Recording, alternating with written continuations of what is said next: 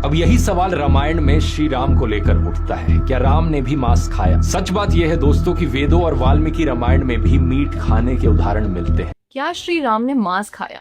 ध्रुव राठी ने रामायण में श्री राम को लेकर सवाल खड़े कर दिए। पूरी रामायण पढ़ने के बाद हमें 11 शॉकिंग प्रूफ्स मिलते हैं। आखिर सच क्या है? मैं ध्रुव राठी पे कई महीनों से रिसर्च कर रही हूँ और काफी इंटरेस्टिंग फैक्ट्स निकल के आ रहे हैं, इसलिए वीडियो को एंड तक देखना। ये पहली बार नहीं हो रहा है जब ध्रुव राठी ने हमारे भगवान गलत तरह से पोर्ट्रे किया है। पहले इनके सवाल का जवाब दे देते हैं 11 प्रूफ्स के साथ। इस श्लोक में हनुमान जी माता सीता से अशोक वाटिका में कहते हैं, ना तो कभी प्रभु श्री राम ने मांस खाया, ना कभी मादक पदार्थ का सेवन किया। एक जगह प्रभु श्री राम वनवास जाने से पहले माँ कौशल्या से प्रतिज्ञा करते हैं कि अपने पूरे वनवास में एक मुनि की तरह फल और शहद खाकर ही जीवन जिएंगे। इन शब्दों को बोलने वाले कभी वनवास पनीर बटर मसाला खाने तो नहीं जाएंगे। इवन माता सीता भी प्रतिज्ञा लेती हैं, मैं हमेशा कंदमूल और फल ही खाऊंगी। जगह श्री राम माता सीता से कहते हैं, हमें वन में पेड़ों से गिरे हुए फल खाकर ही जीवन चलाना है और वन के कष्ट सहने हैं। कुछ लोग अभी भी सवाल करते हैं, क्या सच में राम ने मांस खाया?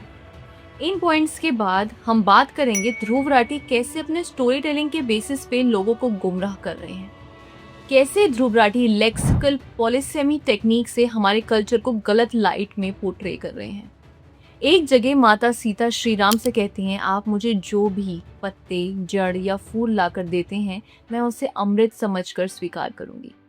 एक जगह लक्ष्मण श्री राम से कहते हैं, मैं आपके लिए तपस्वियों द्वारा खाना कंद मूल और फल लेकर आऊंगा। एक जगह श्री राम दशरथ से कहते हैं, मैं फल मूल खाकर सुख से रहूंगा। दोस्तों, अक्सर महान लोगों को बहुत सी मुश्किलों से गुजरना पड़ता है। पहले श्री राम को महल से निकालकर 14 सालों के वनवास के लिए भेजा गया, वन की कठोर जिंदगी को अपनाया। और यही बात एक जगह अयोध्या वासी भी करते हैं। अयोध्या वासी चिंता करते हैं, हमारे श्री राम महल के सुख सुविधा छोड़कर वन में सिर्फ फल मूल खाकर कैसे रहेंगे। और फिर श्री राम की परिस्थितियां देखिए। रावण सीता माँ को उठा के ले जाता है। अगर भगवान राम चाहते तो उस समय पे राजाओं की बहुत सी रानियां हुआ करती थी, वो कोई भी अपने लिए एक लोकल इंतजाम ढूंढ सकते थे, लेकिन नहीं, उन्होंने मीलों जाकर रावण से लड़के लंका को ढेर कर माँ सीता को वापस ले आए। यहाँ सवाल ये उठता है दोस्तों, कितना आसान है किसी पे उंगली उठाना, सिर्फ एक मिस इंटरप्रिटेशन। पर ऐसे मौका परस्त लोग भूल रहे हैं, जो चीज शास्त्र में लिखी है अब आप उन्हें झुटला नहीं सकते। अपने तरीके से बता के लोगों को पागल नहीं बना सकते। एक जगह श्री राम अपने मित्र गुहा से कहते हैं कि मुझे एक राजा नहीं एक तपस्वी समझो जो फल मूल खाकर ही जीवित रहते हैं। एक और जगह जब भरत उनसे मिलने आते हैं तो श्री राम कहते हैं, हम कंदमूल और फल से ही अपने पितरों को तर्पण कर रहे हैं। यहाँ तक कि राक्षसों का सामना करते हुए उन्होंने कहा, हम कंदमूल खाने वाले को क्यों परेशान कर रहे हो। उनकी प्रतिज्ञा कभी झूठी नहीं हो सकती और वे अपने पिता ऋषि मुनि और ब्राह्मण, सीता माता, लक्ष्मण और भरत सबके सामने ये प्रतिज्ञाएं ले रहे हैं। इनफैक्ट वो तो इतना तक कह देते हैं कि अपनी प्रतिज्ञा पालन करने के लिए मुझे लक्ष्मण और सीता तक को छोड़ना पड़े या अपने प्राण भी त्यागने पड़े तब भी मैं अपनी प्रतिज्ञा को नहीं तोड़ूंगा। ये श्लोक श्री वाल्मीकि रामायण राम रक्षा स्तोत्रम में भी आते हैं। तो ये बात बिल्कुल क्लियर है कि रघुकुल रीत सदा चली आई, प्राण चाहे पर वचन न जाए।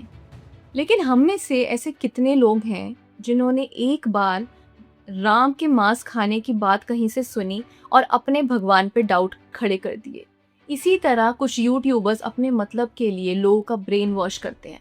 सच तो ये है दोस्तों कि लोग हमें अपने कल्चर के बारे में कुछ भी बनाकर बोल देते हैं और हम उसे आंख बंद करके मान लेते हैं, क्योंकि हमने ही कभी अपने कल्चर की अहमियत नहीं समझी।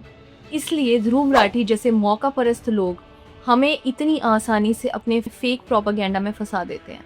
लेकिन अब जाके लोगों को ध्रुव राठी की सच्चाई पता चल रही है।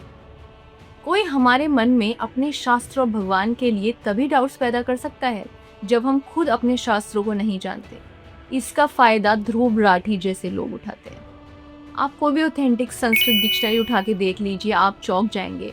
मांस शब्द के संस्कृत में 2 मीनिंग होते हैं, पशु पक्षी या मछली का मांस और दूसरा मीनिंग फल का गुदा, उसे भी संस्कृत में मास ही कहते हैं। सुरघट, जो देवताओं सुर के लिए भी असंभव हो, ऐसी 1000 पदार्थों के साथ माँ सीता गंगा माता की पूजा करना चाहती हैं। यहाँ पे फलों का गुदा की बात हो रही है, जैसे कि इस श्लोक में सुरघट मतलब मदिरा का घड़ा नहीं। यहाँ पे बहुत स्मार्टली ध्रुव राठी ने संस्कृत टू इंग्लिश ट्रांसलेशन में जो लेक्सिकल डिफरेंसेस आते हैं, जैसे एक ही वर्ड के 2 मीनिंग, जैसे इंग्लिश में पॉलीसेमी कहा गया है, उससे निशाना साधा गया है। अपना प्रोपेगेंडा फैलाने के लिए हमारे भगवान को गलत तरीके से दिखाया गया है। दोस्तों, हर कल्चर की अपनी एक लैंग्वेज होती है और हर शब्द को दूसरी लैंग्वेज में बिल्कुल एग्जैक्ट ट्रांसलेट नहीं कर सकते।